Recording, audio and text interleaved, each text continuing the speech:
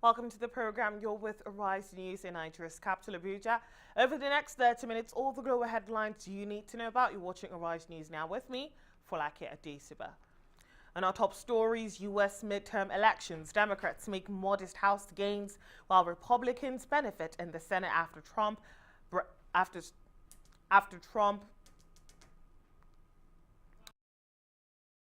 latest updates. Plus, winning for a third-term independent Vermont politician Bernie Sanders cruises to victory, speculation now building that he will run for president in 2020. And meeting the president, the UK's Prince Charles, along with his wife, Princess Camilla, visit Buhari here in Abuja.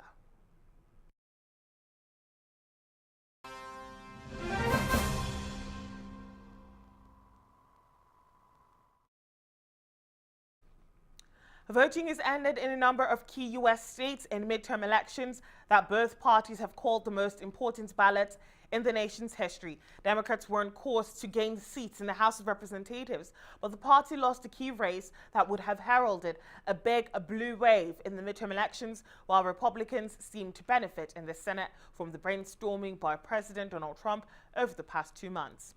Republican Ted Cruz has won in Texas, Marsha Blackburn has won in Tennessee, and Kevin Cramer has won in North Dakota.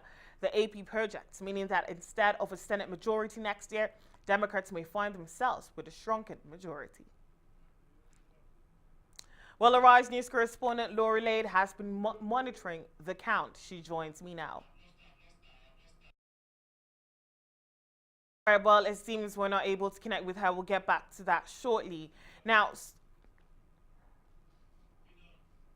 all right, well, we're going to go for a short break now. We'll be right back, please.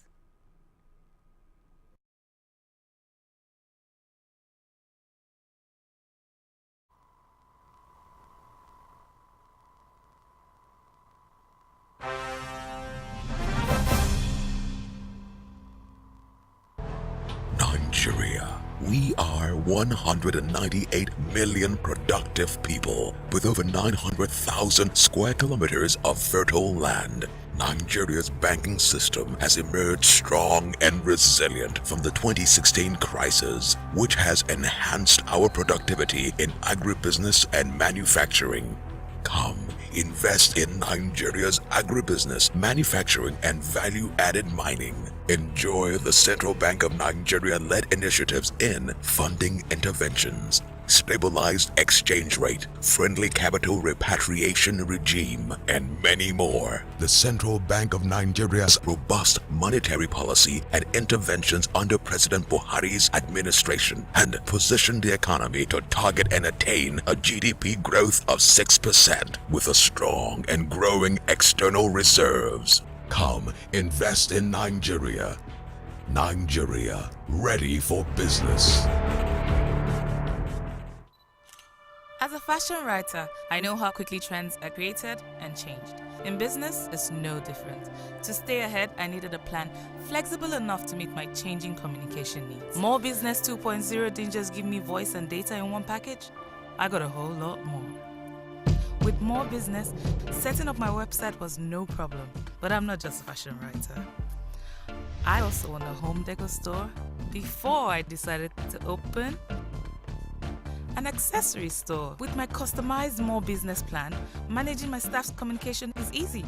No matter how frequently they come, oh, they go. With 9mobile's new online self-service this week, I could adapt my plans to include this. From 2,000 Naira, choose a business bundle, customize your staff's voice and data lines, and enjoy a variety of add-on business services. Dial *200 *5# now to subscribe. More business.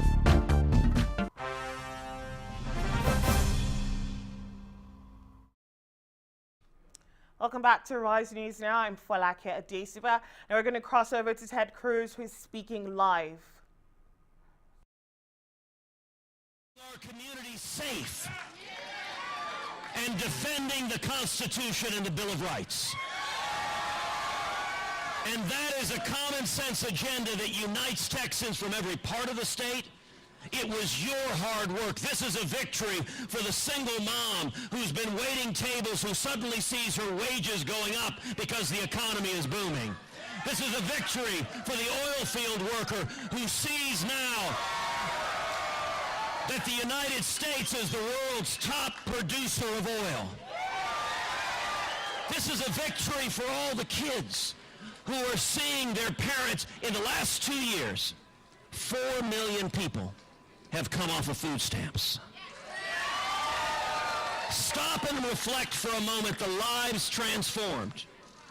People who had been dependent on government for basic food needs now have jobs and get to come home carrying a bag of groceries. Get to come home and look at their kids and say, I'm providing for my family, and their kids get to look up at mom, look up at dad, and see the hope. All right, well, that was Ted Cruz over there in Texas. And now we're gonna join Laurie over in our studios in London. She's been monitoring the whole thing throughout. We've been having discussions. Now, Laurie, if you're there with us, counting is underway, and that is really great because, as we spoke about that earlier, we can't really predict these things. This race is really tight. Now, counting has been completed in some districts. So, what is the latest? Well, the latest is most news organizations are calling the House of Representatives for the Democrats and the Senate for the Republicans, which is exactly how we thought things were going to go. And it's, I guess, comforting in a way to know that sometimes polling is correct. We've had so many polling surprises, or so many results, electoral results, that have differed from polls leading up to those elections. So at last, the pollsters got this one pretty close to right. Let's just briefly talk about Ted Cruz. We just saw him speaking. He sounded really angry, really fired up, and certainly not a man who was just humbled in his senatorial election. He was really run a difficult race, beat his competitor Beto O'Rourke, who wasn't particularly well known on the national stage until a couple of months ago. Ted Cruz only beat Beto O'Rourke by about 1.5 percentage points. So he was really run close by a Democrat in a Republican area. But it doesn't seem to have humbled Ted Cruz, who has always been known for his self-confidence. Yeah, well, there seems to be a lot of that happening with the Republicans. Now, there's a big victory for the Democrats. Can you tell us about that? Well, it's a victory for the Democrats that they have taken back the House of Representatives, and it gives them a lot more power in the legislative process. But I'd say that the Democrats' performance for the Senate was slightly disappointing. It was always a long shot that the Democrats would take over the Senate. They needed to hold on to every one of their seats and then pick up a few more. In the event, they lost some quite high-profile senator seats. Last I looked at the vote counting, Bill Nelson in Florida was about to lose his seat. Claire McCaskill in Indiana lost her seat. Joe Donnelly in Indiana lost his seat.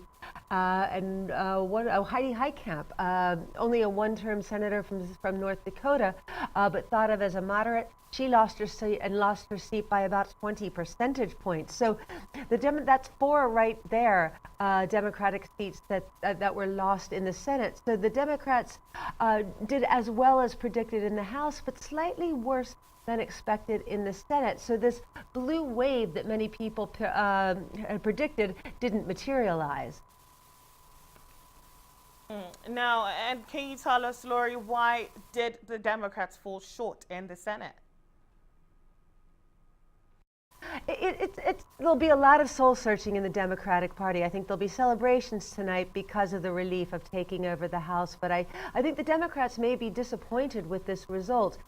So there will be those sorts of questions asked. I think that the easy answer, or the obvious answer, is that the Democrats don't quite know what they're about, or if they do know what they're about, they haven't articulated that to the voting public.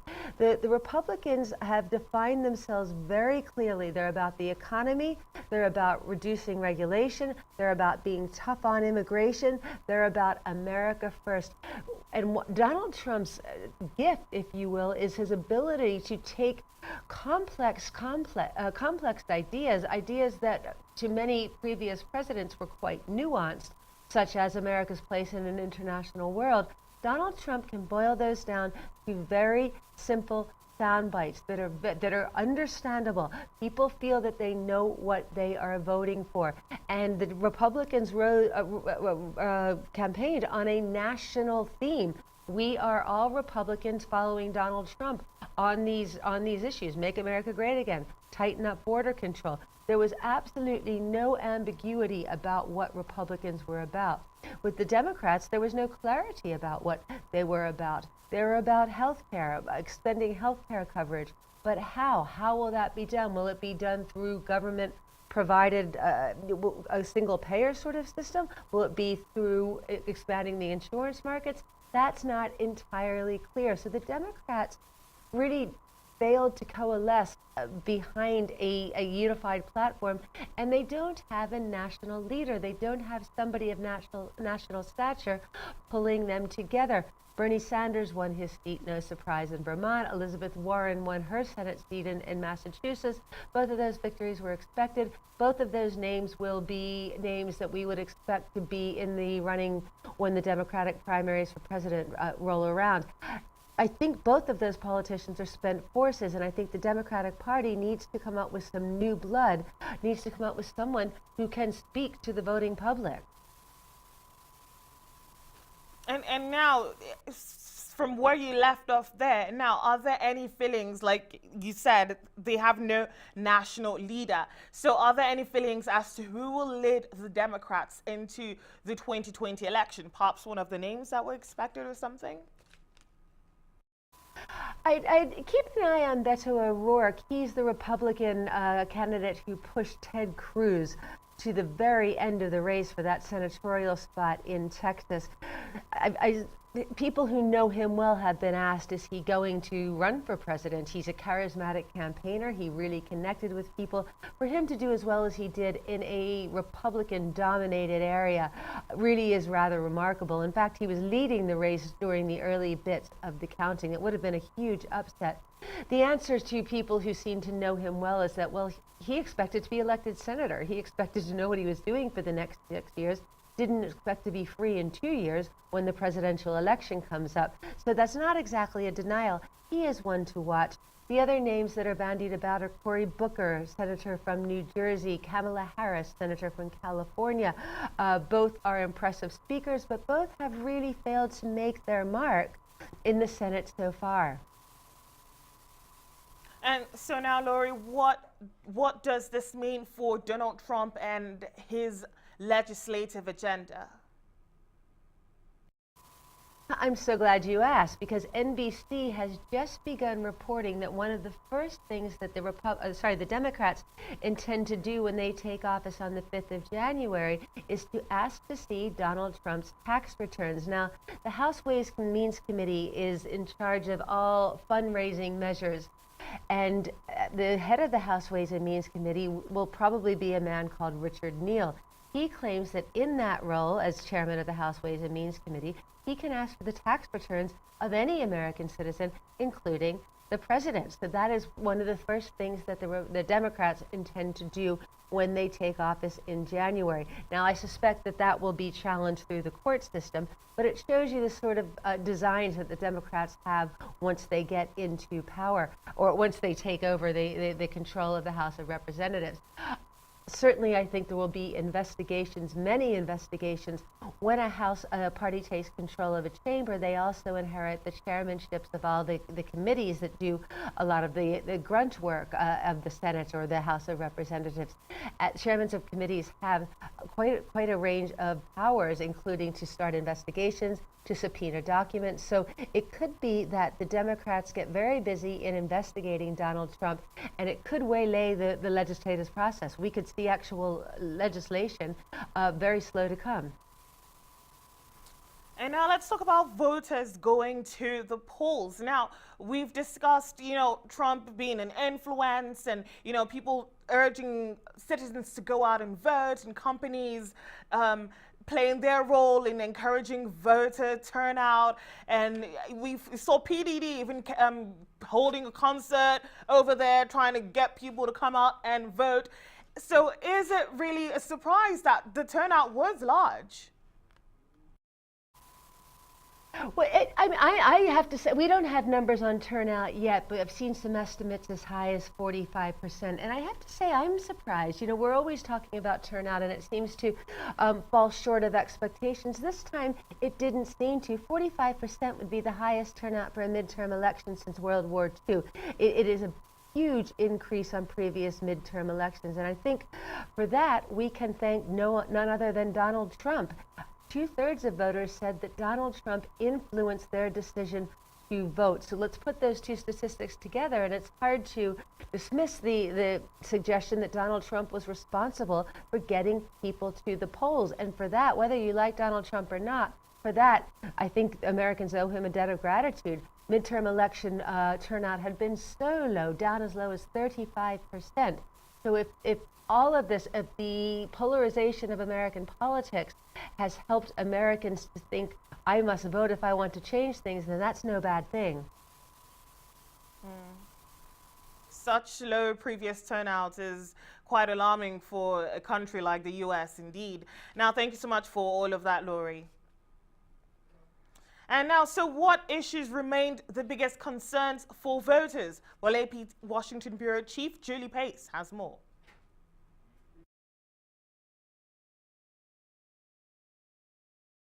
We just got our first set of data from AP's new survey of voters, which we're debuting for the first time in this midterm elections. And one of the things that we looked at is what issues were important to voters as they headed to the polls. And what we found is that voters were really focused on healthcare and immigration, two issues that have really been at the forefront of this campaign. We also found that voters were very interested in the economy. Donald Trump has been running on a strong economy. He also, though, has been running really on immigration, particularly in the closing weeks of the campaign.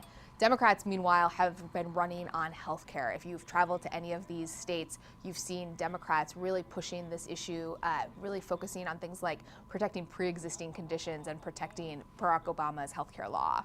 On healthcare, 6 in 10 voters think that the government should be responsible for ensuring that people have healthcare coverage, which is an interesting result given the debate over healthcare in America. Voters are really divided over the Affordable Care Act. This is Barack Obama's signature healthcare law. Just as many say that that law should be kept in place as say it should be repealed. Now, Republicans made repealing Obamacare really a centerpiece of their campaigns during Obama's presidency, but even some Republicans have backed off of that issue as they've seen the Obamacare law grow more popular. As far as President Trump, voters are more favorable about his handling of the economy than other issues, and that's no surprise given that the economy is in a strong position. About 2/3 of the voters that we surveyed here had positive things to say about the state of the economy. But what's interesting in looking into those numbers is that you had a pretty sizable share of the electorate, about half, who are worried about the impact that the Trump administration's tariff policies could have on this good economy. The president really inserted himself into this election in an aggressive way, particularly in the closing weeks of the campaign. He really implored his voters to imagine that he was on the ballot himself. Certainly his policies were on the ballot, and 2/3 of voters that we surveyed said that Trump was a factor in their vote. We've talked a lot about enthusiasm in this election, and our survey showed that interest in this election was extremely high. The overwhelming majority of voters said they were very interested in this election. One of the big pivot points in this election was the debate over the confirmation of Supreme Court Justice Brett Kavanaugh, and 3/4 of the voters that we surveyed said that that debate was somewhat important in their decision.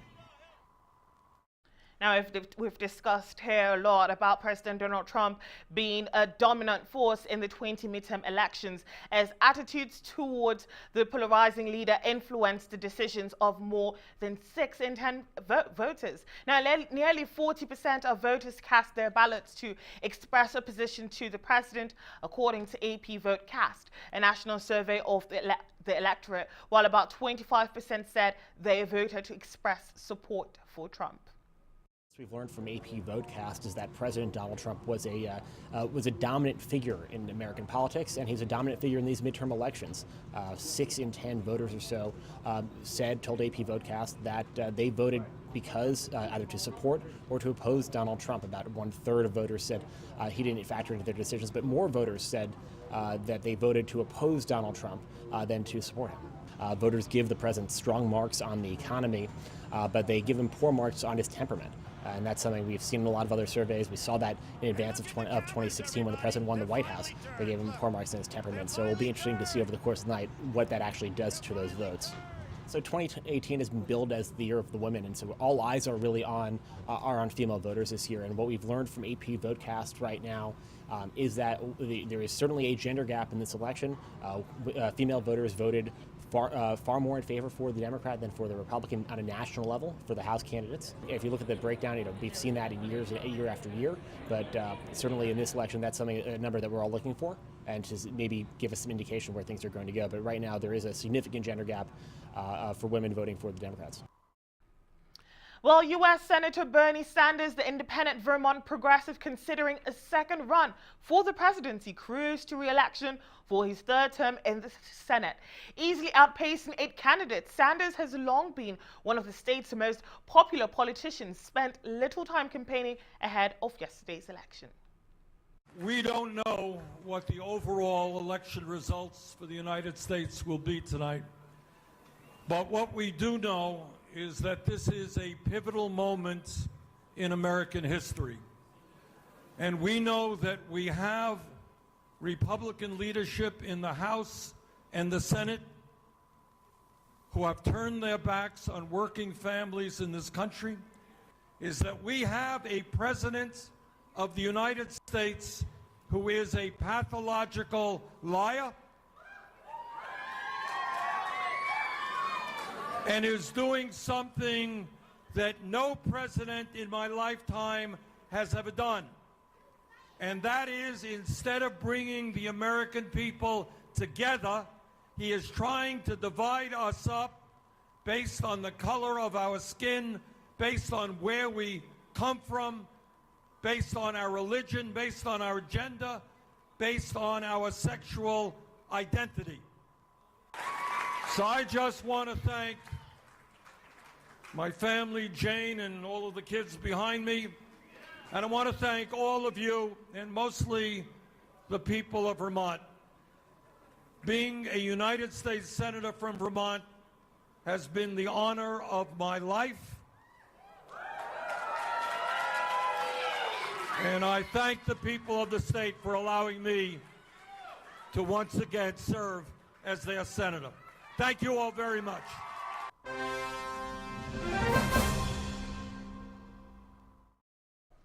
Cameroon's President Paul Biya, Sub-Saharan Africa's oldest leader, has been inaugurated for his 7th term in office amid rising separatist unrest. The 85-year-old, who has been in power since 1982, was sworn in days after separatists allegedly kidnapped dozens of students, and an American missionary was fatally shot as soldiers and separatists exchanged gunfire. Biya asked all the fighters opposing his government to drop their guns, threatening further military action. He said he would work to ensure that peace returns to Cameroon. Opposition parties have demonstrated against Biya's re-election, and violence has increased in the country's English-speaking northwest and southwest regions, where the armed separatists are fighting for an independent English-speaking state. Now, here in Nigeria, Britain's Prince Charles and his wife Camilla, the Duchess of Cornwall, were greeted by President Muhammadu Buhari at the presidential villa in Abuja. The Prince of Wales also attended a meeting with traditional leaders at the High Commissioner's residence, where he received a book as a gift from the Emir of Kano. The visit marks the final leg of the royal couple's 7-day trip to West Africa. We have good intentions around issues like domestic violence and child rights and demography. There are also conversations that perhaps we're not ready for at this point in time, and that should not be mixed into these conversations. So overall, I think it was a very interesting conversation, and some traditional rulers like the owner of Ife talked about his program with youth empowerment. The Sheikh of Borno spoke about Boko Haram. The Oba of Benin spoke about some of his housing project. The Obi of Onitsha spoke about poverty. The Obi being a former banker, and me being a former banker, obviously talked about poverty and the economy. And the Sultan made a general comment about the importance of traditional rulers for national unity. So that was basically the conversation. Well, that's it for this edition of Rise News Now. Do stay with us on the channel. I'm Folake Adesugba. From me and my entire team here in Abuja and London. That's goodbye for now.